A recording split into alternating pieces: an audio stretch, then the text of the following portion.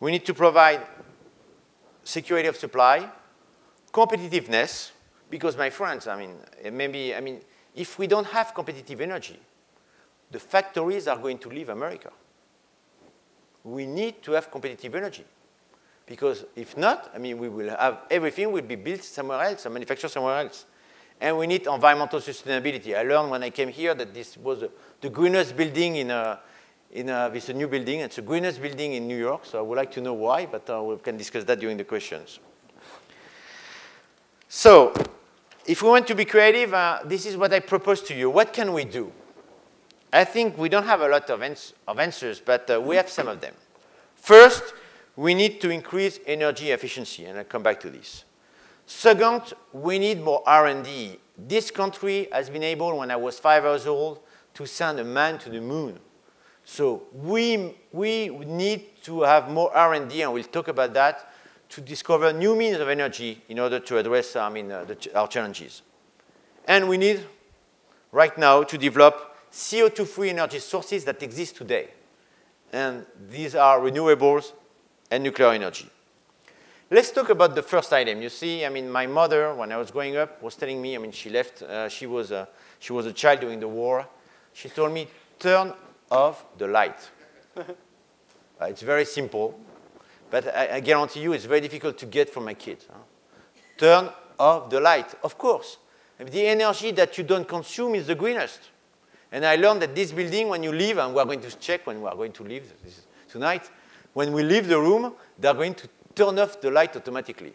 So turn off the light. I think in America, there is a lot to be learned. Because as Americans, I'm an American as well, we consume, actually, in terms of energy, almost a double that an European is consuming. And when you go to Florida, and you have a meeting like this, in the middle of summer, actually, I had a big conference last year with 500 people. I was freezing. Actually, when you go to Florida, you need to take actually an extra jacket. Because if not, you get a cold. So we need to change our habits. And this is going to go a long way in terms of reducing our impact on the planet.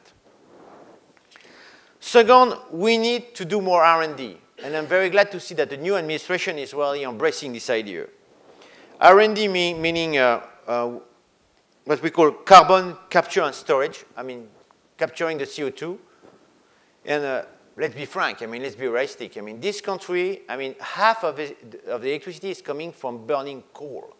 We are not going to get rid of this, unless you're okay to turn the light half a day or something like that. But we are not going to get rid of coal. So we need to develop a way to capture CO2.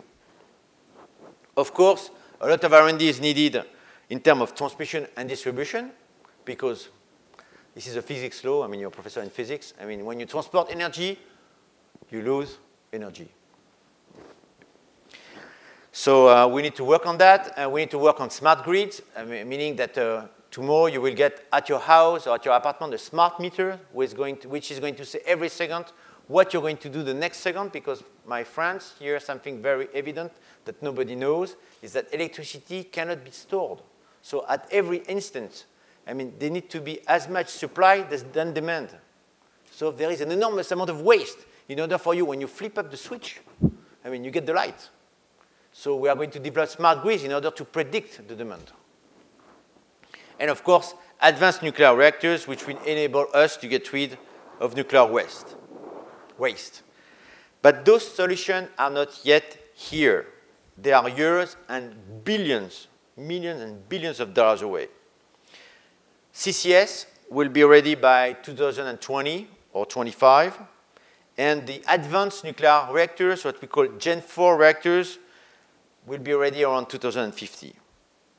So switch off the light is not enough. R&D is not enough. So we need to use what we have here today. So these are renewable energy.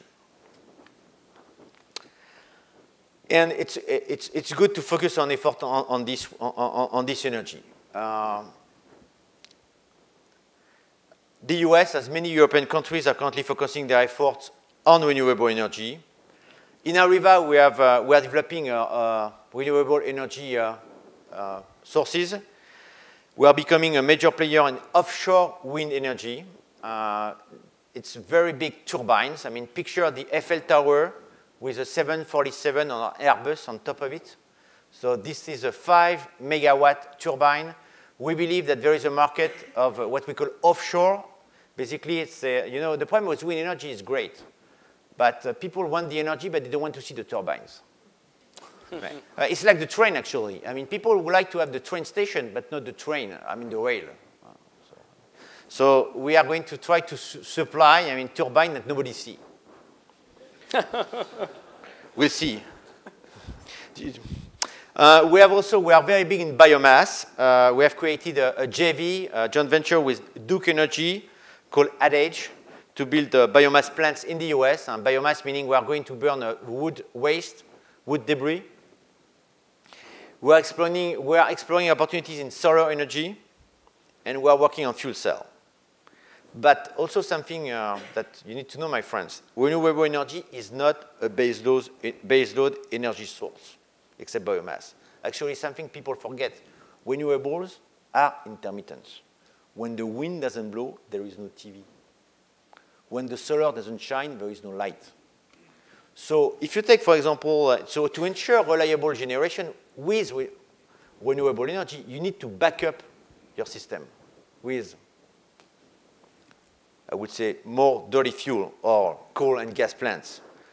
Let's take the example of Denmark. Denmark is a champion of renewable energy. Guess what? In terms of CO2 emission per person, they emit 13 times more than the French. It's not because they don't want renewable energy. It's because in order, again, to get supply every time you need energy, I mean, we can't rely only on renewable.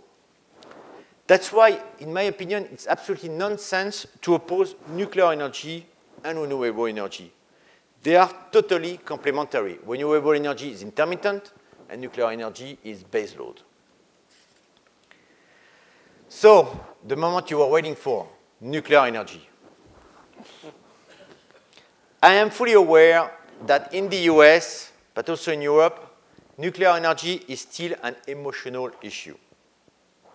But dogmatism or not, facts are here. Nuclear energy is carbon-free, competitive, and available. Tonight, I don't want to be the person who say nuclear energy for everywhere and everybody.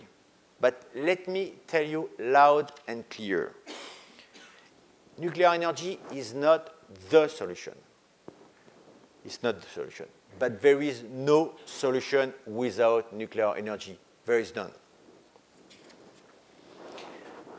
And I would like to quote one of our famous presidents, the number 2, John Adams. I know facts are stubborn things. He said in 1770, whatever may be our wishes, our inclination, or the dictates of our passions, they cannot alter the state of facts and evidence. It was true in December 1770. It is still true, and even when it is about nuclear energy. So let's look, my friends, ladies and gentlemen, at the facts. Fact number 1. Yes, it was not designed because of this, but nuclear energy is a low carbon energy. And when you compare, I mean, to other type of energy, wind, hydro, biomass, it's very low. And in the US, it already avoids 700 million tons of CO2 emission. And I was told that it's the same amount of emission that is emitted in 1 year by the cars in the US. And we have about 100, I think 100 million, no, more than this, 100 million cars on the road in the US. So without nuclear energy, we will need, I mean, it's like adding 100 million cars on the road every year. Fact number 2. And this is why we developed it in France, for people who didn't know that. And I remember it's nuclear energy contributes